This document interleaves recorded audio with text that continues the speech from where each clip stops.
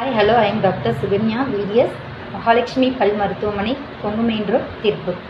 Daily நான் உங்களுக்கு tips சொல்லலான் இருக்கேன். டுடே டிப்ஸ் என்ன அப்படின்னு பார்த்தீங்கன்னா, 2 டைம்ஸ் ப்ரஷ் பண்ணணும் ஒரு நாளைக்கு, மார்னிங் அண்ட் நைட்டு. மார்னிங் எழுந்ததும் ப்ரஷ் பண்ணிவிட்டு அதுக்கப்புறம் தான் நெக்ஸ்ட் எழுந்த வேலையாக இருந்தாலும் பார்க்கணும். நைட்டு சாப்பிட்டுட்டு தூங்குறதுக்கு முன்னாடி ஒரு டைம் ப்ரஷ் பண்ணிட்டு தான் தூங்கணும். மார்னிங் ப்ரஷ் பண்ணுறதோட இம்பார்ட்டன்ட் அப்படின்னு பார்த்தீங்கன்னா, மார்னிங் ஏன் ப்ரஷ் பண்ணுறோம் அப்படின்னா, நைட்டு ஃபுல்லாக நம்ம தூங்கியிருக்கோம், அதோட பேக்டீரியாஸை ஃப்ரெஷ் பண்ணுறதுக்காக தான் நம்ம மார்னிங் ப்ரஷ் பண்ணுறோம். நைட்டு ஃபுல்லாக எப்படி பேக்டீரியா டெவலப்மெண்ட் இருக்கும் அப்படின்னு பார்த்தீங்கன்னா, நைட்டு நம்ம தூங்கினதுக்கப்புறமா உமிழ்நீர் சுரப்பி கம்மியாக இருக்கிறதுனால பேக்டீரியா டெவலப்மெண்ட் அதிகமாக இருக்கும். ஸோ நம்ம ஃபுல்லாக நம்மளுக்கு ஸ்மெல்லாக இருக்கும்.